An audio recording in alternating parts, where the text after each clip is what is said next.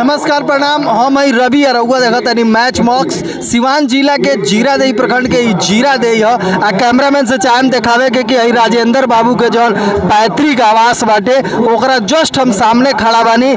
पैतृक आवास के जस्ट बगल में है टेंट ओंट लागल बा। एगो बहुत बढ़िया कार्यक्रम होता। ये कार्यक्रम के अगर बारे में बता दी तो कार्यक्रम के नाम बा देश रत्न प्रतिभा सम्मान समारोह। और ई जौन कार्यक्रम बाटे उ हमरा के यहाँ के समाज सेवी इंजीनियर प्रमोद कुमार मल जी जौन समाज सेवी बानी यहाँ के सबे जीरादेई में सबे केहू जानता यहाँ के द्वारा ये कार्यक्रम करावल जाता। आए में पूरा जीरादेई विधानसभा के जितना भी बच्चा बड़े छात्र छात्रा वालों जे एगो क्विज प्रतियोगिता बढ़ल ओमे जे प्रथम पुरस्कार द्वितीय तृतीय माने कुल मिला के 10 तक ले जे ओइमे स्थान प्राप्त कैले बा वैसन छात्र छात्रा के सम्मानित कल गई। अगर वह कोई दी तो मुख्य अतिथि काफ़ी बड़का बड़का लोग यहाँ पर आई रहा। जदयू के जौन जिलाध्यक्ष बानी वहाँ के यहाँ पर आई रही और ओकरा बाद से तमाम लोग एजा आई रहा।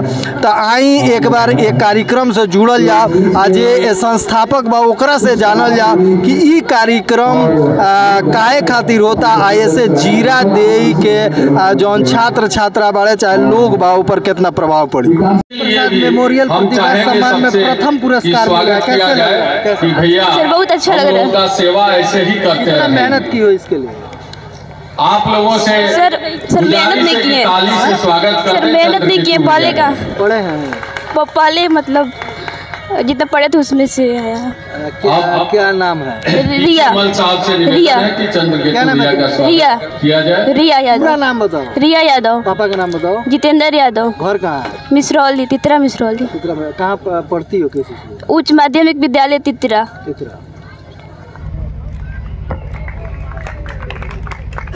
इसके बाद प्रियंका कुमारी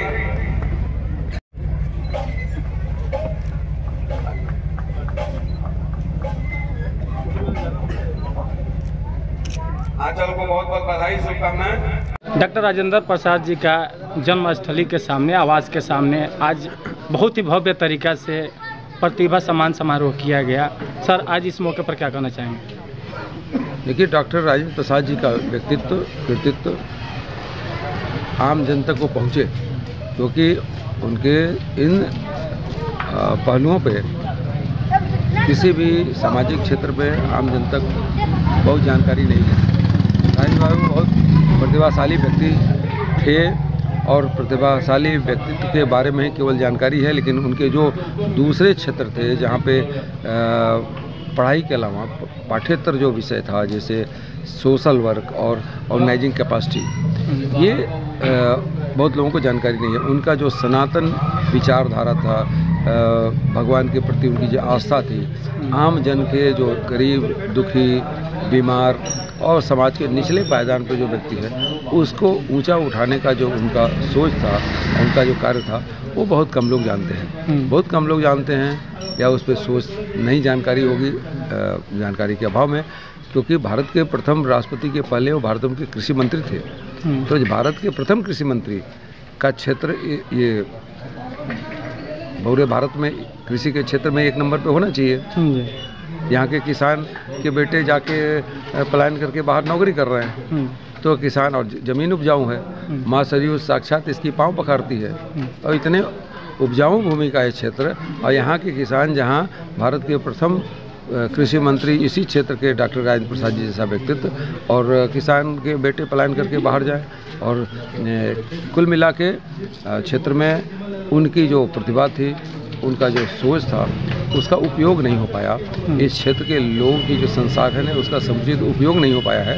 हम इस माध्यम से प्रयास कर रहे हैं कि इस क्षेत्र की जो प्रतिभा है इस क्षेत्र की जो संसाधन है उसका समुचित प्रयोग करके इस क्षेत्र के विकास के पथ पर आगे बढ़ाया जाए। आज इस प्रतिभा सम्मान समारोह में सभी छात्र छात्राओं को जो है सम्मान किया गया, मेडल दिया गया, कहीं ना कहीं इनाम राशि भी दिया गया।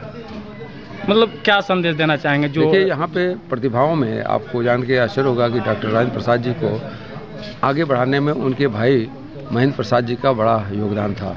डॉक्टर राजेंद्र प्रसाद जी को आगे बढ़ाने में उनके शिक्षक रसिक लाल राय जी का बड़ा योगदान था। डॉक्टर राजेंद्र प्रसाद जी को आगे बढ़ाने में कैम्ब्रिज विश्वविद्यालय कलकत्ता यूनिवर्सिटी में प्रोफेसर सतीश चंद्र मुखर्जी जी का बहुत बड़ा योगदान था। तो किसी भी व्यक्ति को आगे बढ़ाने के लिए उसके परिवार, उसके क्षेत्र के, उसके शिक्षक का बड़ा योगदान होता है। इसीलिए आज हमने जो मेधावी छात्र हैं इस क्षेत्र के, उनके अभिभावक को महेंद्र प्रसाद सम्मान से, उनके जो शिक्षक हैं जो छात्रों को आगे बढ़ाने में बड़ा सहयोग किया है, उनको रसिक लाल राय सम्मान से सम्मानित किया गया। डॉक्टर राजेंद्र प्रसाद जी वकील थे पेशे से, लेकिन गरीब व्यक्ति का वो फीस नहीं लेते थे, गरीब व्यक्ति को फ्री में देखते थे। बड़ा उनकी पीड़ा थी कि कैसे लोगों को न्याय मिले।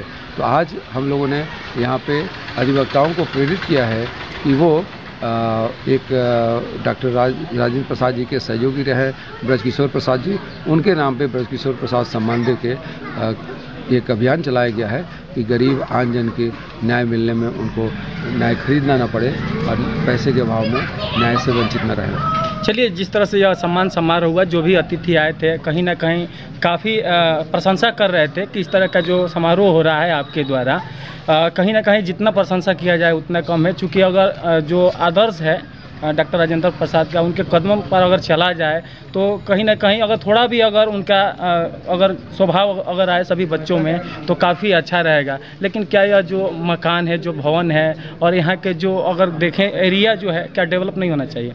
देखिए, हर क्षेत्र को डेवलप होना चाहिए। मेरे कहने का मतलब कि डॉक्टर राजेंद्र प्रसाद जी के नाम पे कृषि विश्वविद्यालय है और वो मुजफ्फरपुर में है। उसका एक संस्थान, एक पार्ट दिल्ली में चला गया, यहाँ से शिफ्ट होके।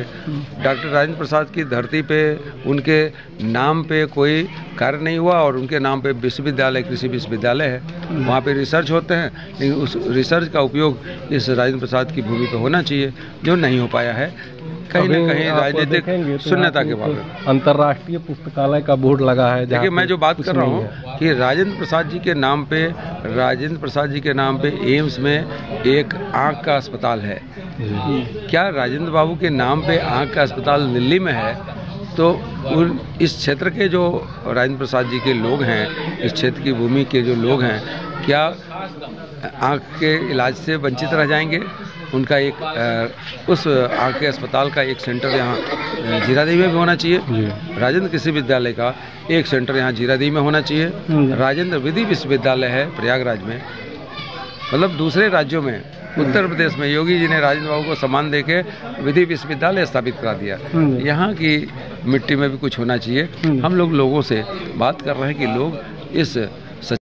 लोग इस सच्चाई को समझें और कहीं ना कहीं कुछ कमी है, नेतृत्व का अभाव है। इसको मतलब जिम्मेवार किसको मानते हैं? देखिए, सबसे बड़ी बात होती है कि समाज में जो जनप्रतिनिधि होते हैं, जनप्रतिनिधि का काम, उसका नाम ही होता है लीडर, या लीडर मतलब नेता। नेता का मतलब कि समाज को सही मार्गदर्शक देने वाला।